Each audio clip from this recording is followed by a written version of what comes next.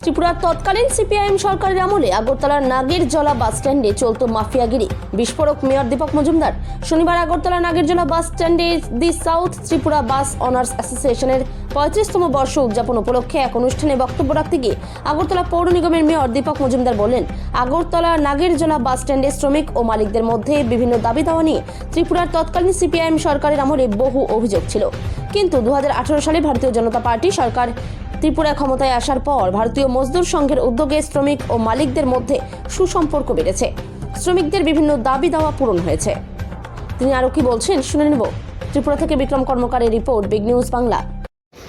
নাগরজলা ছিল এই রাজ্যের জন্য, শুধু আগরতলা শহরবাসীর জন্য, যারা দূর দূরান্ত থেকে এই বাস স্ট্যান্ড থেকে নাগরজলা আমাদের থেকে অনেক বেশি সুযোগ ছিল না, যেটা এখন ফিরে এসে 2018 সালে ভারতীয় জনতা পার্টির নেতৃত্বে সরকার আসন মজদুর সংঘ, ভারতীয় মজদুর সংঘের উদ্যোগে আমি বলবো যে একটা মহল তৈরি হয়েছে, যেখানে শ্রমিক মালিকের সম্পর্কের মাধ্যমে তাদের আদান প্রদান, তাদের আদায় এবং তাদের দাবি দেওয়ার একটা সুন্দর মধুর সম্পর্কের মাধ্যমে সম্পন্ন হয়, যেটা আগে ছিল না। আগে ছিল শাসানি, জোর, বলপূর্বক, মারধর, অত্যাচার, নির্যাতন ছিল এই নাগরজলা।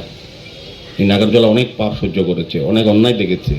কিন্তু আমাদের সরকার আসার পর আমাদের শ্রমিক সংগঠন এবং আমাদের অ্যাসোসিয়েশনের যারা সদস্যরা আছেন, মালিক পক্ষ এবং শ্রমিক বন্ধুরা প্রত্যেকে মিলে কিন্তু পরিবেশটা কিন্তু পরিবর্তন করেছেন।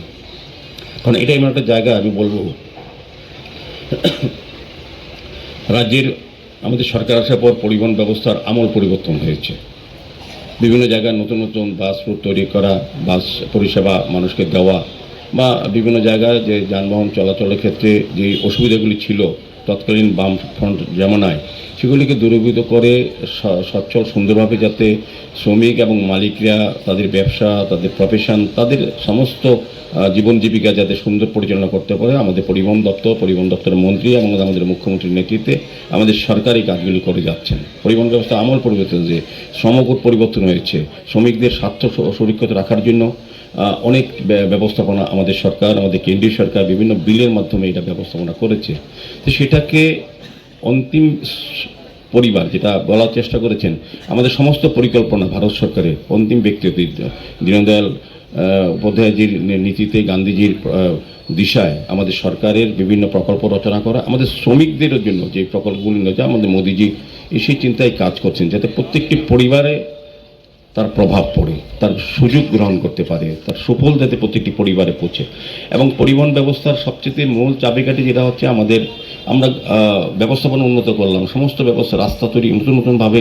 আগে শ্রমিকদের যেভাবে এখান থেকে অভিষেকবাবুর অভিজ্ঞতা আছে, উনি সাউথে থাকেন, যদিও সারা রাজ্যে উনি রাজনীতি করেন, কিন্তু সাউথে যেহেতু থাকেন, আগে সাউথে যেতে গেলে এখানে শ্রমিক বা মালিকদের বা গাড়ির চালকদের কি অবস্থা ছিল আর এখন কতটা মসৃণ হয়েছে। তাদের পরিবর্তনটা কিন্তু শুধু যে সম্পর্ক পরিবর্তন হয়ে যাচ্ছে না, পরিবর্তন হয়েছে পরিকাঠামোগত পরিবর্তন হয়েছে, রাস্তাঘাটের উন্নয়ন হয়েছে, যেক্ষেত্রে বাস মালিকদেরও তাদের বাস পরিচালনা বা গাড়ি পরিচালনা করতে গাড়ি মালিকদের সুবিধা হচ্ছে, এবং শ্রমিক ভাইদেরও কিন্তু সুন্দরভাবে সুস্থভাবে তাদের গাড়ি চালানো করা সম্ভব হচ্ছে। সবটাই কিন্তু সময় কিছুদিন। তো আমারও মধ্যে এই জায়গায় আসতে হয়েছে। 19-এ ত্রিপুরা সড়ক পরিবহন নিগমের চেয়ারম্যান হিসেবে দায়িত্ব নেওয়ার পর এটা ভিজিট করেছিলাম, তখন পরিস্থিতি আরেকরকম ছিল। যাই হোক, পরিবর্তনের সঙ্গে আস্তে আস্তে কিন্তু আমাদের উন্নয়নের ছোঁয়া কিন্তু এই নাগরজলাতে লেগেছে। যে